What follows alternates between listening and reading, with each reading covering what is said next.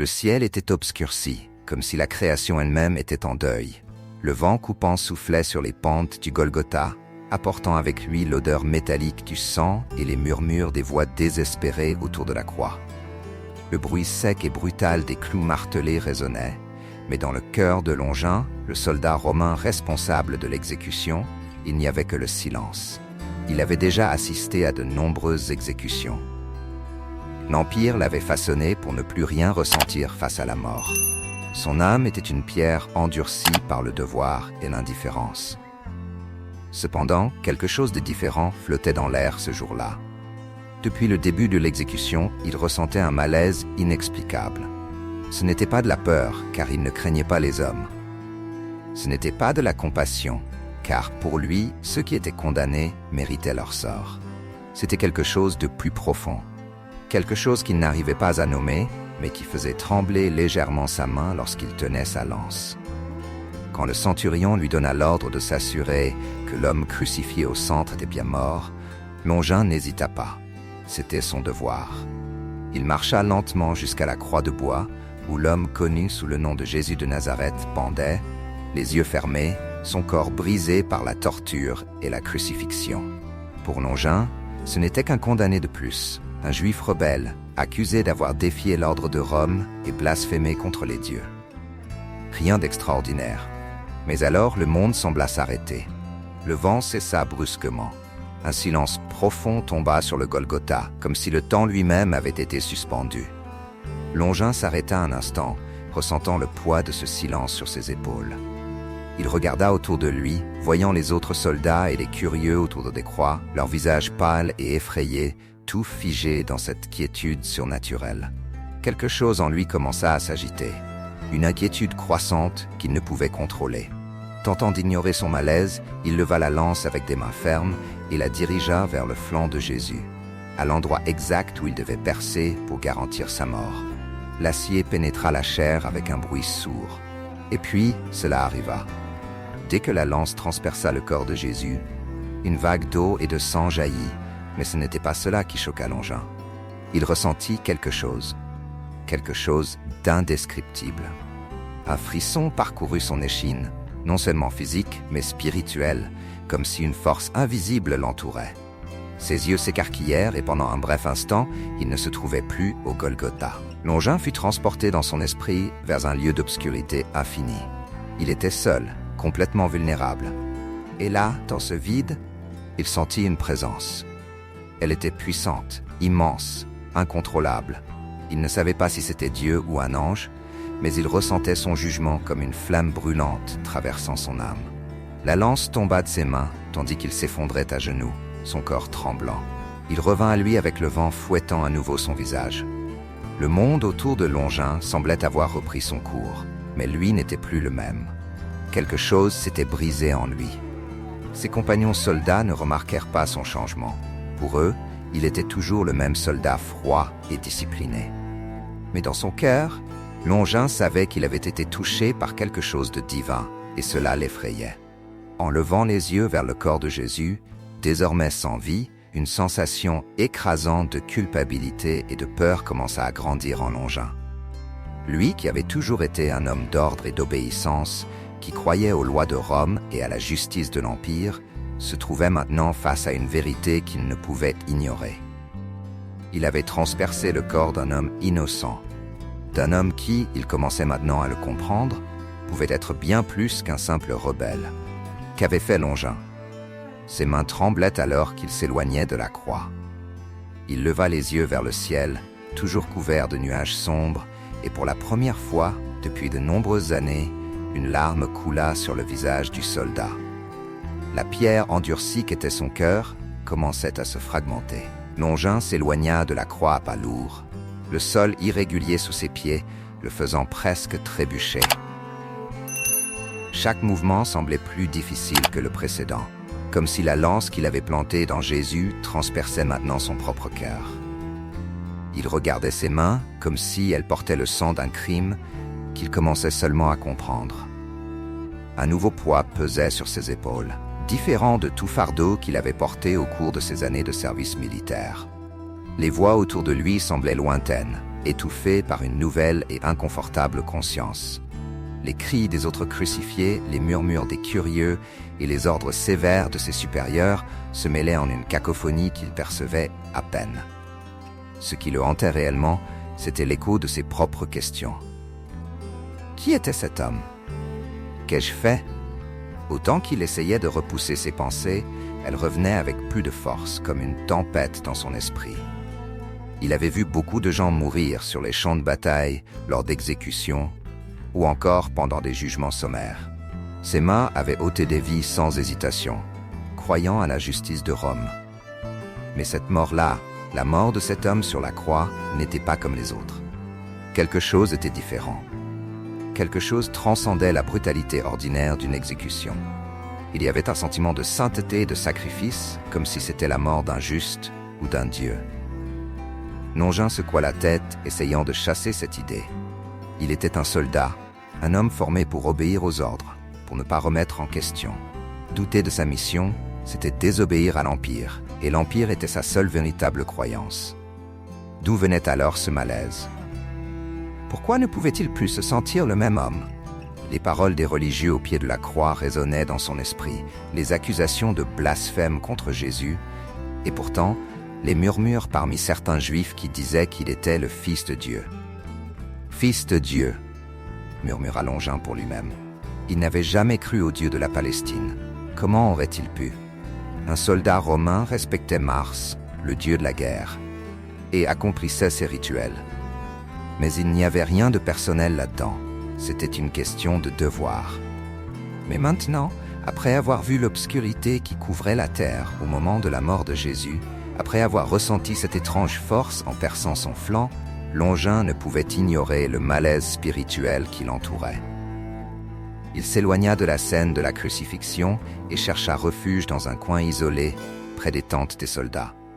Là, à l'abri des regards de ses camarades, il laissa enfin son corps se détendre, s'asseyant lourdement au sol, la lance toujours à la main.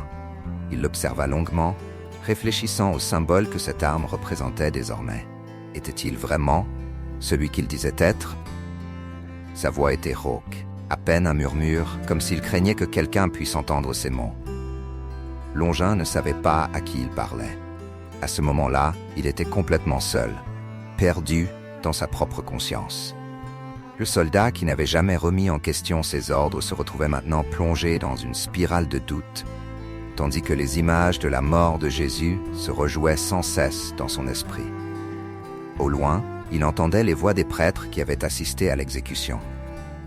Il célébrait la fin de l'hérétique, croyant que sa mort mettrait fin au danger qu'il représentait pour leur religion et pour Rome. Cependant, alors que le soldat réfléchissait, il commença à se demander « Et si ces religieux avaient tort? Et si l'homme qui l'avait tué n'était pas juste un autre rebelle, mais quelqu'un de bien plus grand que quiconque n'avait jamais marché sur cette terre ?» Les paroles de Jésus peu avant de mourir résonnaient dans l'esprit de Longin.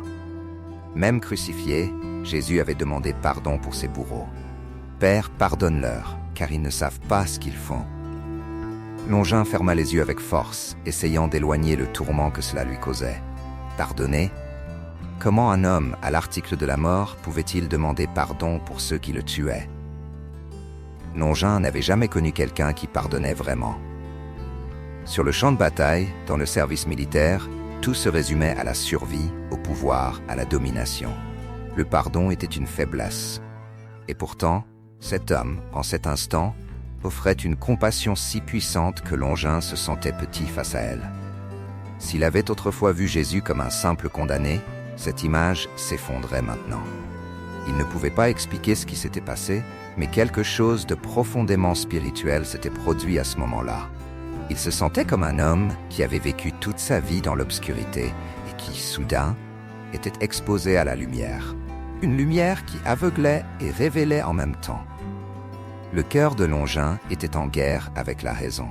Lui, qui avait toujours eu foi en la puissance de Rome et dans la force de son épée, se retrouvait maintenant à remettre en question les fondements mêmes de ses croyances. La foi, qu'il n'avait jamais estimée, surgissait maintenant comme une nouvelle et étrange présence dans sa vie. La logique romaine luttait pour dominer ses pensées, Mais ce sentiment de divinité qu'il avait expérimenté était indéniable. Que dois-je faire? La question résonnait dans le vide de son esprit.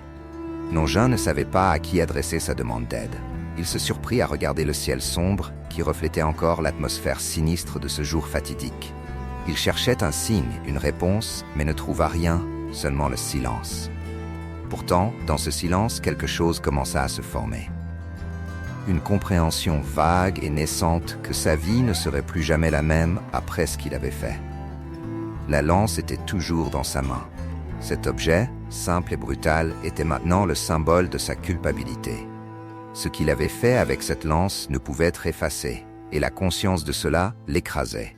Il savait qu'il ne pourrait jamais oublier ce moment, et pire encore, il sentait que le poids de cette culpabilité le poursuivrait jusqu'à la fin de sa vie. Cette nuit-là, Longin parvenait à peine à dormir. Dans son esprit, les scènes de la crucifixion se rejouaient sans cesse, comme une plaie ouverte qu'il ne pouvait ignorer. Il tentait de rationaliser ce qu'il avait vu, mais la logique qui avait toujours régi sa vie semblait insuffisante face à l'immensité spirituelle qu'il ressentait maintenant. La sensation d'avoir été touché par quelque chose de bien plus grand que lui était inévitable. Longin repensa aux conversations qu'il avait entendues en surveillant les croix. On parlait beaucoup de qui était cet homme.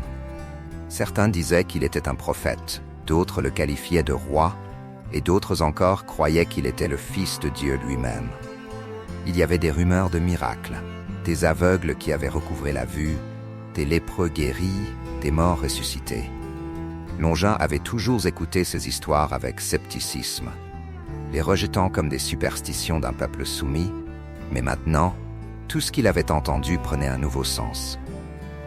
Dans le silence de son campement, loin de l'agitation de Jérusalem, Longin ressentait le poids de la question qui le tourmentait. Et s'ils avaient raison? Et si Jésus était vraiment plus qu'un simple homme? Les autres soldats autour de lui ne semblaient pas troublés. Pour eux, ce n'était qu'une crucifixion de plus parmi tant d'autres. Longin les observait et pendant un moment, il souhaita pouvoir partager leur indifférence. Il voulut retrouver le confort de la routine, de l'obéissance aveugle aux ordres. Mais ce qu'il avait vécu ne pouvait être effacé. Quelque chose s'était déplacé dans son cœur ce jour-là, quelque chose qu'il ne pouvait pas contrôler. Il se sentait déchiré entre deux mondes, celui de la raison militaire qui avait façonné sa vie jusqu'alors, et celui de la foi qui se dressait devant lui comme une énigme défiant tout. Il se leva de son lit improvisé, incapable de supporter plus longtemps ces réflexions oppressantes. Il marcha dans l'obscurité du campement, ses pensées en tempête. Les étoiles étaient cachées par une épaisse brume, et le silence profond autour de lui était presque aussi troublant que les événements de la journée. Il cherchait le réconfort de la solitude, mais même là, dans le vide de la nuit, il sentait la présence de ce doute. Au loin, le contour du Golgotha était encore visible, même dans l'obscurité. Longin s'arrêta, fixant l'endroit où la vie de Jésus avait pris fin. Il pensa aux derniers instants sur la croix, au regard des gens qui observaient, au silence mortel qui s'était abattu sur les lieux au moment où Jésus avait expiré. Mais ce qui le hantait le plus, c'était le regard de Jésus lui-même. Il tenta de chasser ce souvenir, mais n'y parvenait pas. Quand le soldat avait transpercé le corps de cet homme, il s'attendait à y trouver du désespoir, de l'agonie, de la colère, les réactions habituelles d'un condamné. Pourtant, dans les yeux de Jésus, Longin avait vu autre chose, la paix. Une paix qui le troublait profondément. Le regard de Jésus, même à l'agonie, n'exprimait ni haine, ni peur, mais quelque chose que Longin ne pouvait expliquer. C'était comme s'il savait déjà que ce moment arriverait, comme si sa mort n'était qu'une partie de quelque chose de bien plus grand. Cette pensée troublait Longin, car il n'avait jamais envisagé la mort de cette manière. Pour lui, la mort était la fin, une fatalité inévitable. Mais là, devant cette croix, il avait senti pour la première fois que la mort de Jésus n'était pas la fin. Au contraire, cela semblait être le début de quelque chose de beaucoup plus significatif, quelque chose que Longin n'était pas prêt à comprendre. Il se souvint de ce qu'un des disciples de Jésus avait crié en assistant à la crucifixion. « Cet homme est le Fils de Dieu ». Ces mots avaient été prononcés avec une telle conviction que, sur le moment, Longin avait frissonné. Maintenant, la voix de ce disciple continuait de résonner dans son esprit, défiant toutes les croyances qu'il avait toujours portées. Il se sentit soudain vulnérable. Il avait toujours été un soldat fort, inébranlable, un homme qui comptait sur son épée et sa force. Mais à cet instant, face à la grandeur de ce qu'il avait vu, sa force physique semblait dérisoire. Il avait transpercé le flanc d'un homme, mais d'une certaine manière, il sentait que cette lance avait aussi transpercé son âme. Longin se rappela des histoires de son enfance à Rome, à propos des dieux qui jugeaient les mortels. Mars, le dieu de la guerre, était celui à qui il dédiait ses victoires et ses batailles. Mais il n'avait jamais ressenti de connexion véritable avec Mars ou avec un autre dieu romain. Tout cela lui avait toujours semblé faire partie d'un rituel vide, sans vie. À présent, confronté à quelque chose qui dépassait son entendement, Longin se demandait si, pendant tout ce temps, il n'avait pas servi les mauvais dieux. Il repensa à Jésus. Qu'est-ce qu'il représentait? Si c'était vraiment le Fils de Dieu, alors qu'est-ce que cela signifiait pour lui? Un soldat romain qui avait pris sa vie. Longin commença à remettre en question non seulement ses actes, mais toute sa vie. Il avait vécu au nom de Rome, luttant pour le pouvoir et la gloire de l'Empire. Mais maintenant, pour la première fois, il se demandait quel était le véritable but de sa vie. Ses pensées le tourmentaient, et il savait qu'il ne trouverait pas de réponse cette nuit-là. La seule certitude qu'il avait, c'était que quelque chose avait changé en lui pour toujours. Il ne serait plus jamais le même homme, le soldat impassible qui exécutait ses ordres sans poser de questions. Désormais, un conflit spirituel habitait Longin, une lutte entre l'homme qu'il avait toujours été et l'homme qu'il pourrait devenir. En regardant l'horizon sombre, Longin se demanda s'il trouverait un jour la paix. Le pardon dont Jésus avait parlé semblait si lointain, si inaccessible. Mais en même temps, il savait qu'il devait chercher ce pardon. Pas seulement le pardon pour l'acte qu'il avait commis, mais le pardon pour toute une vie de cécité spirituelle. Les jours qui suivirent la crucifixion de Jésus furent silencieux et sombres pour Longin. Il continuait à accomplir ses fonctions militaires, mais quelque chose en lui était paralysé.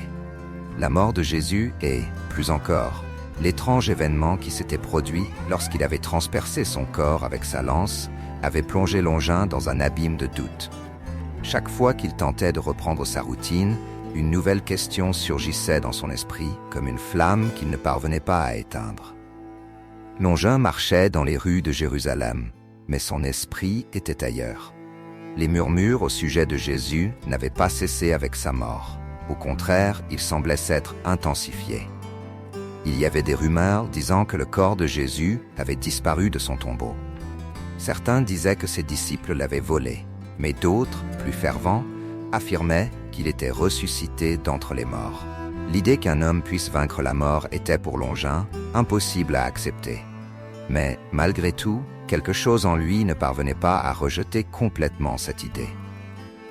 Il avait déjà été témoin de tant d'événements inexplicables, de l'obscurité qui avait recouvert la terre jusqu'au tremblement de terre qui avait secoué le Golgotha au moment de la mort de Jésus, que maintenant, même la résurrection semblait être une possibilité à considérer. Ses pensées le consumaient et Longin en vint à éviter les autres soldats. Il préférait la solitude, car toute tentative d'explication logique ne faisait qu'aggraver son malaise.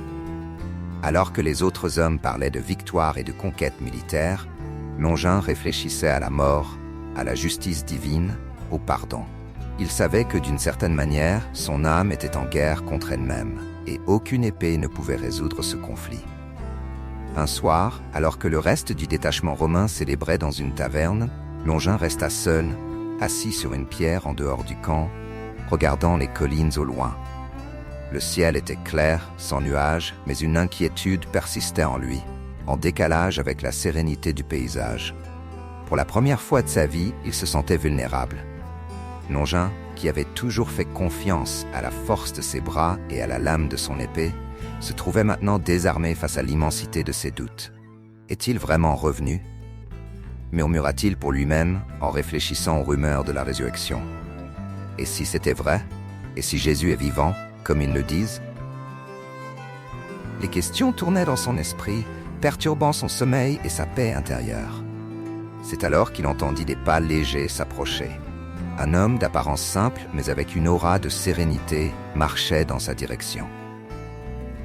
Longin le reconnut de vue. C'était un des disciples de Jésus, Pierre.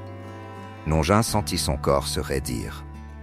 Il savait que cet homme était resté aux côtés de Jésus jusqu'à la fin, et qu'il nourrissait probablement de la haine envers tout soldat romain, en particulier envers lui, qui avait planté la lance dans le corps du maître. Cependant, Pierre ne semblait pas animé par la colère. Son regard exprimait quelque chose de plus profond, quelque chose que Longin ne pouvait comprendre. Pierre s'approcha et s'assit à ses côtés, sans dire un mot pendant quelques instants. Le silence entre eux était lourd, mais pas hostile. Longin regarda le disciple de Jésus, incertain de ce qu'il devait dire ou faire. Pendant toute sa vie militaire, il avait été formé à affronter des ennemis, mais il n'avait jamais vécu une rencontre comme celle-ci, une rencontre spirituelle qui dépassait toute bataille physique qu'il avait pu mener. Enfin, Pierre rompit le silence. « C'est toi qui as transpercé le corps de Jésus, n'est-ce pas ?» Longin sentit le poids des paroles du disciple. Il ne pouvait cacher ce qu'il avait fait, et une part de lui s'attendait à être condamné pour cela. Pourtant, la voix de Pierre n'était pas accusatrice, mais compatissante. Longin, surpris par la question directe et le ton bienveillant, acquiesça lentement, incapable de formuler une réponse cohérente. « Jésus savait ce que tu ferais, » poursuivit Pierre d'une voix calme. « Il savait ce que nous ferions tous. Il connaissait nos faiblesses, nos doutes, et pourtant, il nous a aimés. Il t'a aimé aussi. » Ces paroles transpercèrent le cœur de Longin d'une manière à laquelle il ne s'attendait pas. Comment Jésus pouvait-il aimer celui qui l'avait tué? Il ne méritait pas cet amour, encore moins le pardon. Longin baissa la tête, ne sachant quoi répondre. La culpabilité qu'il portait semblait écrasante, et l'idée d'être pardonné lui paraissait aussi lointaine que celle d'un homme revenant d'entre les morts. « Je ne comprends pas, » murmura Longin d'une voix chargée d'angoisse. « Je ne comprends pas pourquoi il ferait cela. Pourquoi pardonnerait-il à quelqu'un comme moi ?» Pierre esquissa un léger sourire, comprenant la confusion qui régnait en Longin. Jésus est venu pour les perdus, pour ceux qui ont le plus besoin de pardon. Sa mort a été un sacrifice, pas seulement pour nous, mais pour toi aussi. Il savait que la lance que tu as plantée dans son corps serait la dernière blessure qu'il porterait. Et malgré cela, il t'a pardonné. Parce que c'est ce qu'il fait. Il transforme la douleur en rédemption. Longin sentit ses yeux s'embuer. C'était la première fois qu'il entendait quelqu'un parler directement de l'amour et du pardon de Jésus. Et cela l'ébranla. La logique militaire qui avait toujours gouverné sa vie se désintégrait devant ce message d'amour inconditionnel. Pendant toute son existence, Longin avait cru que la force était le seul pouvoir qui gouvernait le monde. Mais maintenant, il se trouvait confronté à quelque chose de bien plus puissant, le pardon. Le soldat romain, qui avait passé sa vie à tuer au nom de l'Empire, était maintenant défié de comprendre une force qu'il n'avait jamais connue, l'amour divin. Les paroles de Pierre continuèrent de résonner dans l'esprit de Longin, bien après que le disciple soit parti. Il resta là, seul sous le ciel étoilé, luttant pour assimiler ce qu'il venait d'entendre. Jésus avait pardonné à ses bourreaux, y compris à Longin. Lui, le soldat qui avait transpercé le corps d'un homme saint, était appelé au pardon. Mais comment cela pouvait-il être vrai? Comment quelqu'un pouvait-il pardonner un acte aussi cruel, surtout un homme qui prétendait être le Fils de Dieu? L'esprit de Longin était un tourbillon de questions et de contradictions. Lui, qui avait toujours cru à la justice froide et implacable de Rome, se retrouvait maintenant face à une réalité complètement différente. Le pardon, la miséricorde et l'amour inconditionnel ne faisaient pas partie de son monde. Dans l'arène militaire, la force et le pouvoir étaient la seule monnaie valable. Mais maintenant, il commençait à comprendre qu'il existait quelque chose de bien plus grand et profond que la force physique. Longin tomba à genoux, la terre froide sous lui, tandis que les larmes qu'il avait retenues pendant des jours commencèrent enfin à couler le long de son visage. Le soldat romain, qui n'avait jamais montré de faiblesse devant personne, se sentait dépouillé, vulnérable. Il se retrouva confronté non seulement à l'acte d'avoir tué Jésus, mais à toute sa vie. à toutes ses décisions et à la brutalité avec laquelle il avait traité d'autres êtres humains au fil des ans. La lance qu'il avait plantée dans Jésus n'était que la dernière des nombreuses blessures qu'il avait infligées au nom de Rome. Alors qu'il était là, prosterné sous le ciel étoilé, Longin commença à se demander si tout son service, toute sa loyauté aveugle envers l'Empire, n'avait pas été en vain, et si le pouvoir qu'il vénérait tant n'était en réalité qu'une ombre du véritable pouvoir. Un pouvoir qui ne se révélait pas par la violence, mais par l'amour et le sacrifice. Il se rappela encore une fois les yeux de Jésus pendant qu'il mourait. Ce n'étaient pas des yeux de désespoir ou de haine. C'étaient des yeux qui portaient une paix que Longin n'avait jamais vue auparavant. Une paix qu'il ne pouvait comprendre. Cet homme était en train de mourir, et pourtant, il semblait en paix avec ce qui se passait. Comment cela pouvait-il être? Comment quelqu'un pouvait-il accepter sa mort de manière aussi sereine, surtout une mort aussi cruelle et humiliante? Longin se releva lentement, son corps tremblant. Il regarda ses mains, celles qui tenaient la lance quelques jours auparavant, comme si elles étaient maintenant marquées à jamais par le sang de l'homme qui l'avait transpercé. La culpabilité l'étouffait, et il savait qu'il ne pouvait pas s'enfuir. La scène de la crucifixion était gravée dans son esprit. Chaque détail, chaque mot prononcé, chaque larme versée par les disciples de Jésus. Cependant, avec la culpabilité, une autre sensation émergeait. Quelque chose que Longin ne parvenait pas à nommer, mais qui le prenait entièrement. C'était comme si, dans ce moment de plus grande obscurité, une lumière commençait à se former en lui. Il ressentait quelque chose qu'il n'avait jamais ressenti auparavant, l'espoir. Il ne savait pas d'où venait cet espoir, ni comment il pouvait être possible, mais il sentait que quelque chose changeait dans son âme. Les paroles de Pierre résonnaient dans son esprit. « Jésus t'a aimé. Il savait ce que tu ferais, et pourtant il t'a pardonné. » Longin ferma les yeux, essayant de se connecter à cette vérité qui semblait si éloignée de son expérience. Lui, qui avait vécu une vie de violence, était maintenant invité à emprunter un chemin complètement différent, un chemin de rédemption. Alors qu'il restait en silence, un souvenir soudain le frappa. Avant de transpercer Jésus, il avait entendu les paroles que le crucifié avait prononcées. « Père, pardonne-leur, car ils ne savent pas ce qu'ils font. » À ce moment-là, ces mots étaient passés inaperçus, une phrase parmi tant d'autres qu'il avait ignorées lors des exécutions. Mais maintenant, ces paroles portaient un poids immense. Jésus savait qu'il serait trahi, torturé et tué, et pourtant, il avait offert le pardon à ceux qui lui infligeraient cette souffrance. Longin ouvrit les yeux. La nuit autour de lui semblait plus claire, comme si la nature elle-même s'était apaisée pour écouter ses pensées. Il ressentit, pour la première fois de sa vie, ce qui pourrait être une véritable connexion avec le divin. C'était une sensation différente de tout ce qu'il avait jamais expérimenté. Ce n'était pas de la peur ni de la fierté, c'était de l'humilité. Il était à genoux, non pas par faiblesse, mais parce qu'il comprenait enfin qu'il existait quelque chose de plus grand que son épée, plus grand que Rome, plus grand même que la mort. La vérité, à laquelle il résistait jusque-là, commençait à pénétrer profondément dans son cœur. Jésus n'avait pas seulement pardonné à ceux qui l'avaient crucifié. Il avait offert sa vie en sacrifice pour tous, y compris pour Longin. Cette lance, qui avait transpercé le flanc de Jésus, avait aussi transpercé l'âme du soldat, non pas pour le condamner, mais pour le sauver. Et en ce moment de clarté, Longin comprit enfin. Il était face à une révélation qui changerait sa vie à jamais. Le pardon auquel il avait tant résisté était réel.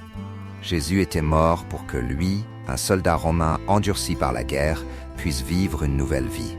Une vie non pas de violence, mais de paix. Ses larmes continuaient de couler, non plus de culpabilité, mais de gratitude. Longin comprenait que la seule réponse possible à ce sacrifice était le changement.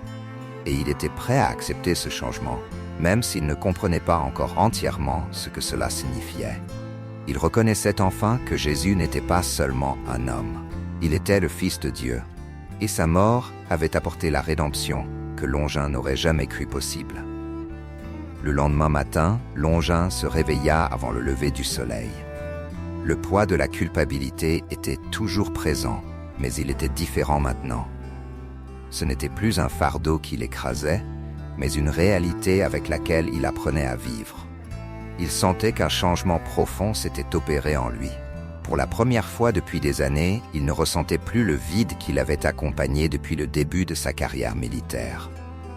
La rencontre avec Pierre avait été décisive. Mais ce qui avait vraiment transformé Longin, c'était la révélation que le pardon était possible, même pour quelqu'un comme lui. Sur le champ de bataille, le pardon n'était qu'un mot vide de sens, quelque chose qu'il n'aurait jamais accordé ou espéré recevoir. Cependant, le message de Jésus était totalement différent. Il le défiait d'une manière que la puissance de Rome n'avait jamais fait. Non pas par la force brute, mais par l'amour et le sacrifice. Longin se leva et marcha dans les rues silencieuses de Jérusalem. Le monde autour de lui dormait encore, mais en lui, quelque chose commençait à s'éveiller. Il regarda vers l'horizon, où les premières lueurs de l'aube caressaient doucement les contours de la ville, et pour la première fois, il ressentit de la paix. Ce n'était pas une paix totale, mais une tranquillité intérieure qu'il n'avait jamais expérimentée auparavant. En marchant, Longin réfléchissait à sa vie jusqu'à ce jour. Il avait servi Rome avec une loyauté aveugle, croyant que le pouvoir de l'Empire était absolu. Il avait obéi aux ordres sans jamais les remettre en question, croyant que la violence et la domination étaient les seuls moyens de maintenir l'ordre.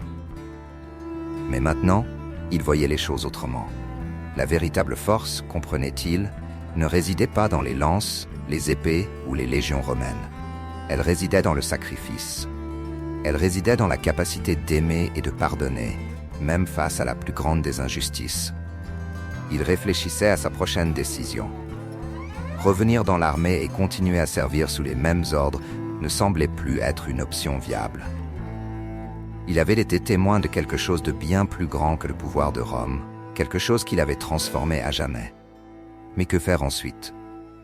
La vie en dehors de l'armée était un territoire inconnu pour lui. Alors que le soleil montait dans le ciel, Longin aperçut un groupe de personnes rassemblées autour d'une petite maison. Il s'arrêta un instant, les observant de loin. C'était une réunion de disciples de Jésus. Il reconnut certains visages du jour de la crucifixion, des personnes qui avaient pleuré la mort de leur maître.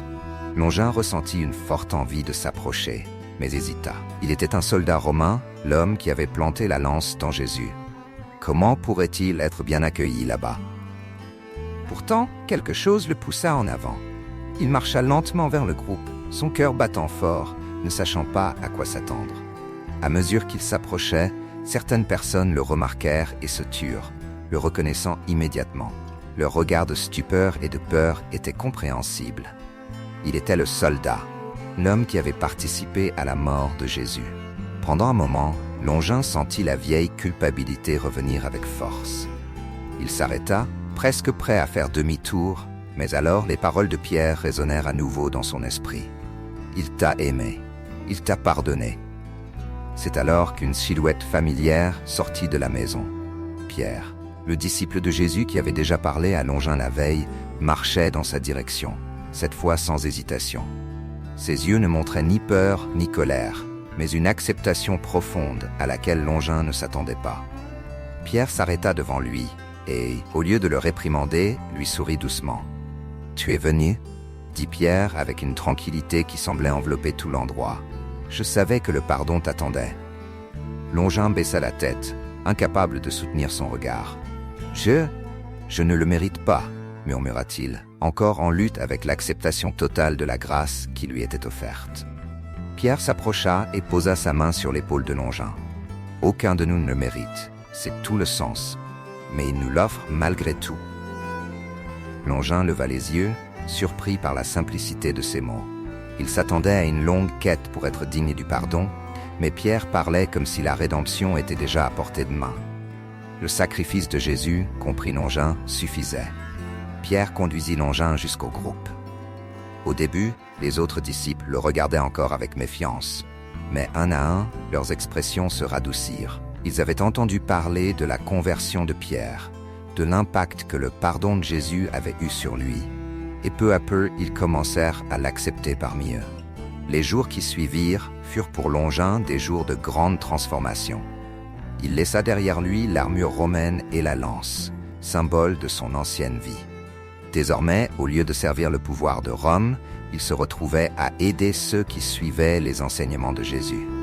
Lui, qui avait passé sa vie à obéir à des ordres de violence, se sentait désormais appelé à obéir à un ordre bien plus grand, celui de mener une vie d'amour, de compassion et de service. La transformation de Longin ne fut pas soudaine, mais profonde et continue. Chaque jour était une nouvelle opportunité de comprendre ce que signifiait réellement suivre les pas de celui qui l'avait blessé. Le message de Jésus, que l'amour est la force la plus puissante, commença à façonner chacune de ses actions. La culpabilité qu'il portait fut lentement remplacée par un sentiment de but, une mission de partager avec les autres le pardon qu'il avait lui-même reçu. Un des moments les plus marquants pour Longin fut lorsqu'il retourna seul au Golgotha. L'endroit qui avait autrefois symbolisé sa plus grande culpabilité était désormais le marqueur de sa rédemption. Il regarda la croix où Jésus était mort, et au lieu de ressentir de la honte, il éprouva de la gratitude pour le sacrifice de Jésus qui lui avait offert une seconde chance, une nouvelle vie. Longin s'agenouilla devant la croix, non plus comme un soldat vaincu, mais comme un homme renaissant, racheté par l'amour divin. La transformation spirituelle de Longin était achevée. Il n'était plus le soldat qui croyait en sa force et en sa loyauté aveugle à Rome. Désormais, il était un disciple d'un royaume bien plus grand, un royaume qui ne se construisait pas avec des épées, mais avec de la compassion, du sacrifice et du pardon. Longin avait finalement trouvé la paix qu'il cherchait depuis si longtemps. Et cette paix, il le savait, était de véritable héritage de Jésus. Avec la transformation de Longin, nous voyons que le pouvoir du pardon et de l'amour divin transcende même les péchés et les culpabilités les plus profonds. Son voyage spirituel, qui a commencé par un acte de violence, s'est terminé par la découverte d'une vérité bien plus grande que tout ce qu'il aurait pu imaginer. Le soldat romain, autrefois connu pour sa brutalité, a maintenant trouvé la rédemption en acceptant la paix et le sacrifice de Jésus. Si vous voulez en savoir plus sur l'histoire de ce soldat et ce qui s'est passé après sa transformation, ne manquez pas notre prochaine vidéo. Le destin du soldat qui a transpercé le côté de Jésus lors de la crucifixion. Découvrez ce qui s'est passé ensuite. Dans cette vidéo, nous explorons les événements qui ont suivi ce moment décisif et comment la vie de Longin a évolué par la suite. La vidéo est déjà disponible dans les suggestions, il suffit de cliquer et de suivre cette histoire incroyable. Et si cette vidéo vous a plu, n'oubliez pas de l'aimer et de vous abonner à la chaîne pour ne pas manquer d'autres contenus comme celui-ci. Laissez un commentaire pour nous dire ce qui vous a le plus touché dans le parcours de Longin et partagez cette vidéo avec vos amis et votre famille. Votre participation est essentielle pour que nous puissions continuer à vous offrir des histoires aussi puissantes. Merci d'avoir regardé et à la prochaine vidéo.